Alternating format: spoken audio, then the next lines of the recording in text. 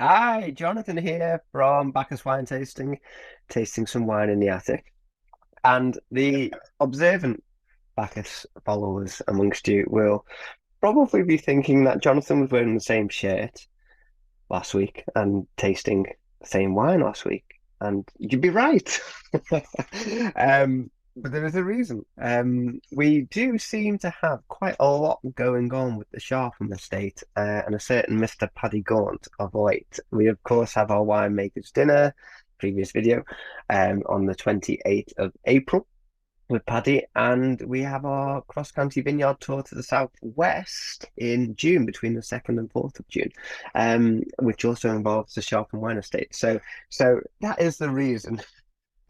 And some people might think that's quite cheap, and you'd probably be quite right. But I think it's economical. So do have some Sharp and Wine here, but I'm going to tell you all about the upcoming cross-county vineyard tour across the southwest of England. So as I mentioned, 2nd to the 4th of June, that's the Friday to the Sunday, 2 evenings and 3 days exploring my favorite wine estates in that part of the world. So what I'd like to do is give you a complete overview and break it down into about 5 parts. So first and foremost, there's going to be a load of great wine, but I'm going to come back to this in just a second. First of all, you will be picked up by Mercedes V-Class minibus, door to door, pick up and drop off at the beginning and the end, as well as all your transfers between hotels and vineyards and everything else in between. So you're going to travel in complete comfort and luxury, and there'll be lots of treats on the way as well. When we get to our destinations, we have a whole host of wine producing partners that we're going to visit. So starting with day one, when we arrive at around lunchtime, we'll be hitting Langham Wine Estate first of all. Huge name in English wine, and actually not the commercial enterprise that you might expect when you say huge name. Doing absolutely fantastic things, leading the way, arguably for minimal intervention, and really kind of a clean ethos on their production, and looking after their environment as well, and producing top-notch wines. So we're going to have a full tour of the estate, a full tasting of some of their great wines, and then we'll have a 2-course lunch at the estate as well, which will be lovely.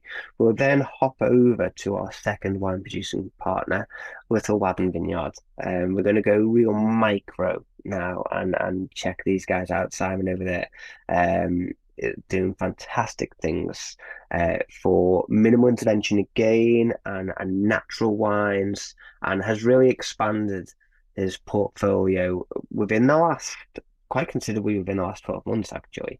So we're going to get to try lots of new wines for this estate as well. It's in a beautiful part of the country, so it's going to be quite idyllic. We're going to have a nice sort of tasting menu with the wine pairing there for the evening as well. We then got dinner at a separate location planned for the evening as well. Going into day two and sticking with the wine producing partners, we'll start off the day and visit Swaniford estate. So we'll check out Ben there, and we'll have a lovely tour of his estate and tasting, just to get things started in the morning. So I'm really looking forward to that. Then we are going to have another stop in the middle. I'm going to come back to that in a moment. So there's a little stop in the middle to come back to. Then we will finish our second day with our visit to the Sharp and Wine Estate, and get to see our good friend Paddy again. But this is going to be a visit unlike any other, arguably the showstopper. We're going to have about 5 separate tastings at Sharpham, tasting their full portfolio of wines in different areas of the estate. So we'll have a winemakers. We'll start off and have some wine amongst the vines. So have some sparkling wine, some rosé. Get to see the vines and just really soak up that atmosphere. We'll go into the winery and have a winemaker's tasting, get to taste some wines from the tank, and get a real insight into the philosophy and science behind winemaking, and see the different stages of development for the wines. We're going to also have a cheese and wine pairing because, of course, Sharpen has its own dairy. So we'll get to taste some of the beautiful Sharpen cheeses as well, and pair them with the wines. There's so much going on at this particular tasting, so it's quite going to take up a substantial amount of time to whip through all those wines.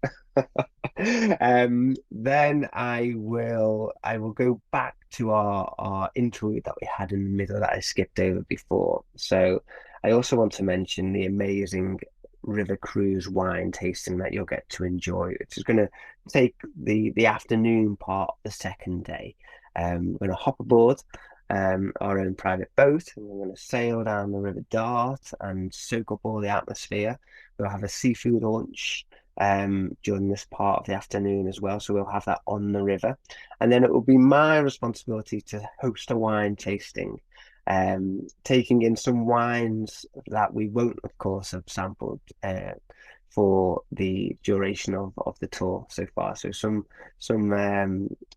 but I'm not going to say any more about that because that's a little bit of a surprise. So a little treat from me on the river. I also want to mention, of course, that during this tour, all meals are included, so breakfast, lunch, and dinner. They may take place at the estates or elsewhere, but there are also additional food and wine pairing experiences in addition to breakfast, lunch, and dinner. So there's going to be plenty of wine, but there's also going to be plenty of food as well. Um, and finally, just to mention the gorgeous hotels that we're going to stay in. So 4-star plus hotels in Dorchester and in Torquay in Devon, and they are quite sensational. It's all sensational. So I do hope you enjoy the experience. If you are already booked on, there are of course 10 tour goers on at the moment. We have space for just 4 more if you would like to join us. So I'll end this video with just a little trick. Because if you did watch the previous video about our winemaker's dinner, I will have done the tasting of, so I'm not going to do that again, of course. Although I will enjoy a quick sip.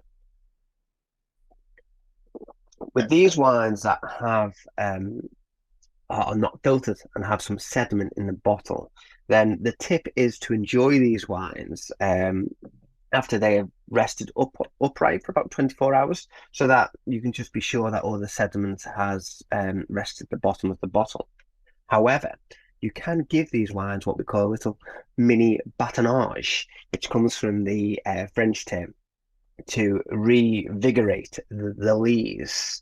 In we call it a mini one because this normally batonnage normally takes place in the cellar room, and the winemaker will take the bung out of the cask typically and get kind of what I would describe really as like a fire poker, but with a little hook on the end and it's usually a bit longer. And you kind of put that in the cask and you just whisk it around like this. All the lees and sediment from left over from the fermentation will have rested at the bottom of the barrel. So this kind of reintegrates it back into the wine. Now, when the wine has been bottled and if it hasn't been filtered and some sediment is left, then you can play about with this as well. So we would always suggest trying it once it's rested for 24 hours, like the previous video. That was very fresh, vibrant, complex, but everything was on a little bit more of a subtle tone and really well balanced and integrated. Now, if you want to play about, you can just you might just yeah, you can. I can see it on my screen as well. So you might be like, ooh, there's bits in the wine. And there are. It's just the sediment. Just give it a little mini batonnage and be French for a moment. And I should have started with a clean glass, but that hasn't happened. Such is life. But I reckon it's going to do the trick nonetheless. You can see the colour's gone deeper already. Okay, that looks swell.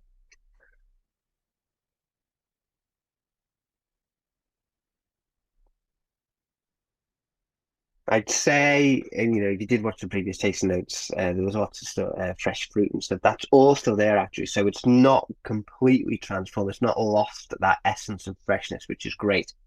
But I would perhaps say that the tones of fennel, spice, honey, and that marmalade is probably just a little bit more pronounced, but not too strong. And I'm really, really kind of pleased about that because I didn't want it to mask the freshness. It hasn't done that. Apricot is kind of more present on the nose. It really came out on the palate before, but it's really present on the nose now.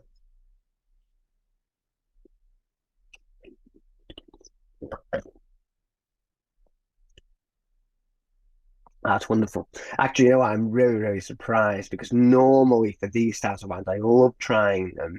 And I think it's really fun to do that. But in all honesty, I usually say really nice, but I preferred it when it kind of rested. Actually, I'm really, really enjoying that. So I think this was I mentioned a new sample for the Little B for Sharpham released this year as a rebranding was formerly known as the Wild Ferment Pinot Gris. So it's a first try, second try technically for this video. Um, but it's certainly first try for the mini batonage. I'm absolutely loving that. You guys will too. So you'll learn loads of fun tricks like that when you come on the tour. And I hope you can make it. Thanks very much, and I will see you again soon. Cheers.